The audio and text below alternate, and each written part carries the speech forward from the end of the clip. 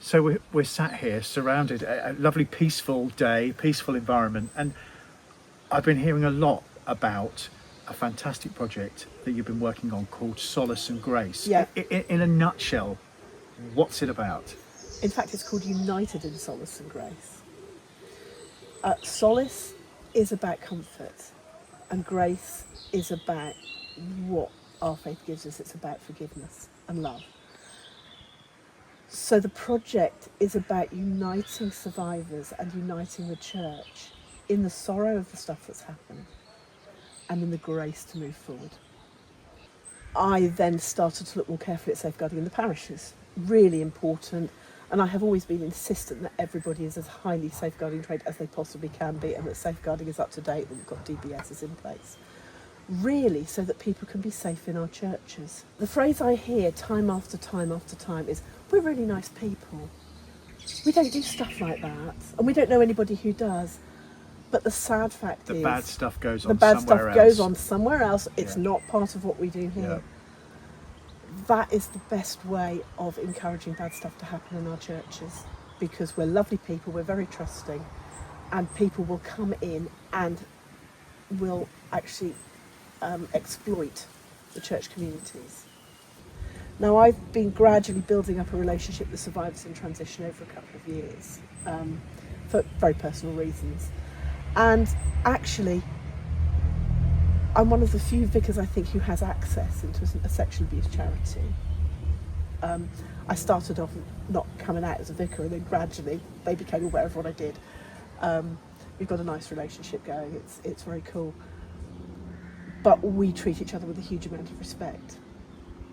And we came up with the idea that we should do a service for survivors, for supporters, for families, and for professionals to mark the end of It's Not Okay Week. Now, It's Not Okay Week is a week that raises awareness of the problems and issues of sexual abuse in the community. It's a week where the organisations who are involved with survivors and who are involved in safeguarding work together to try and heighten the awareness of what's going on and the fact that this is still an issue.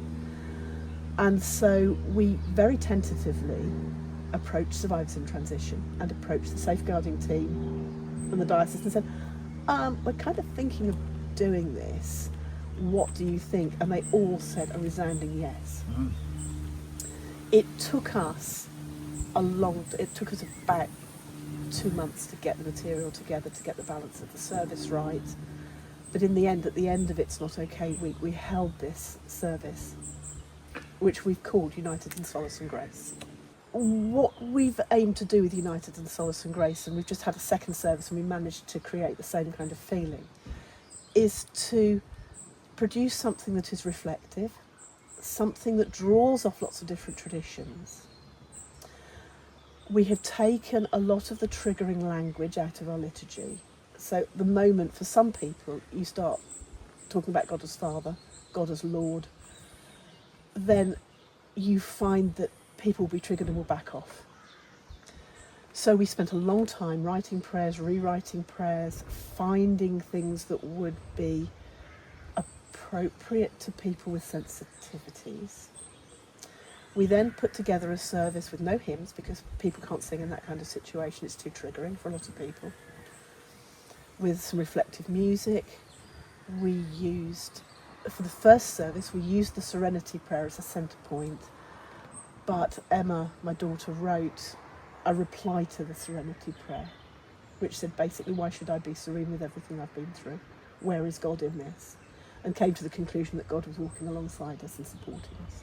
Very powerful. We then picked appropriate Bible passages. I then did a reflection on the Bible passages.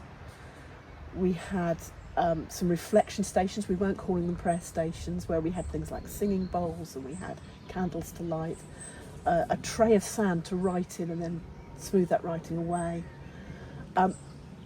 There was a water one. We based them on the elements. So there was a water one where we gave people a bottle and they filled it part with water, part with oil, so that they could see the turbulence in their life and how that settles out. There were explanations about the stations, and we had a member of the team on each of those stations just to be there and to smile and to be gentle with people. And where and when did this happen? This happened at All Saints Holbrook, Mm-hmm. Because they're my church. That when I say, could I try X, they go, yeah, fine, just come. And it happened at the end of the full week in February. Mm-hmm. We also had a worship song playing as part of the reflection, time for prayer. And it was just the most magical hour I think I've experienced in a long time. We had quite a few professionals there. We had representatives from Survivors in Transition. We had representatives from the safeguarding team. We had a couple of other diocesan clergy there. The Methodist minister was there. We also had a number of survivors there as well. And everybody was overwhelmingly positive about the tone of the service, about the way the service reflected how they felt. Everybody found a point somewhere during the service that they found a bit edgy, but everybody found a way of reflecting and a way of being able to offload some of this trauma. And I think we all floated out of there about 6 inches off the ground. Oh, It that's was wonderful. amazing. So we've just done a second service. We did it at St Peter's Stutton. Mm-hmm. And this time we changed up the reflection stations a bit. Mm-hmm. So we broke a salad serving bowl and stuck it back together with gold glue. Now, I don't know if you know anything about the kintsugi tradition in Japan. No. The idea Tell of, me. The idea of the kintsugi tradition in Japan is that if they break something precious, it's mended with gold, Uh-huh. and it becomes useful and valuable in a different way. Yep. Ah. It's beautiful. So the bowl was mended somewhat roughly. We did that on purpose to reflect people's Yeah. wounds and difficulties, and we simply had people washing their hands in blessed water. Yeah. That's beautiful. It That's was- really, it really was beautiful. Beautiful. Yeah. So that the material, the services, standalone services will be available on the website for people just to download and use, with the prayer stations that we're doing for each one. We are also working really hard, not just to make these standalone services, but to make it into something that will actually affect parish life.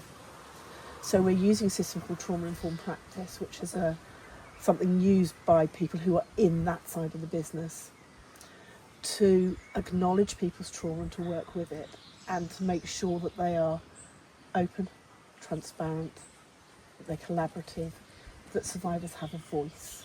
It's really important. So what we're hoping is that we will be able to use that to inform our ordinary worship. But we are aiming for this to become a bridge between the survivors community and between the church community. It's shocking how many survivors we have in our church communities who are not acknowledged and who are not catered for. Well, an amazing job that you're doing, and we hope to see it grow and flourish. And I think we all know that, you know, for someone to belong, to feel like they belong to a community, then trust and safety and love Absolutely. are all key elements to making that happen. And I think one of the biggest tragedies of everything that has happened over the years, and the historical child abuse and sexual abuse issues, is that it has broken that bond of trust, and that's what we need to rebuild. So important. So how do we move forward from here? What does good look like? Good looks like people really feeling that our churches are the safe places they actually are. We've worked so hard on safeguarding over the years to try and make them into safe places again. And there's so much positive stuff going on in the diocese. We take it really seriously here. That actually to have something like Solace and Grace that can act as a bridge for people to walk over is a real bonus. Because it means that those who are still going, oh no, can actually be encouraged over in a gentle and unassuming way, and can find out that actually our churches are safe and affirming places to be. If anybody is in trouble or difficulty, seek help. There are lots of wonderful organisations out there. If you've been abused, if you're suffering from domestic abuse, if you're suffering from coercive control, if you're suffering from sexual abuse, go and seek out those organisations. The diocesan website is very good. It has lots of lovely links. The Solace and Grace website will have lots of lovely links as well for places where you can actually seek help.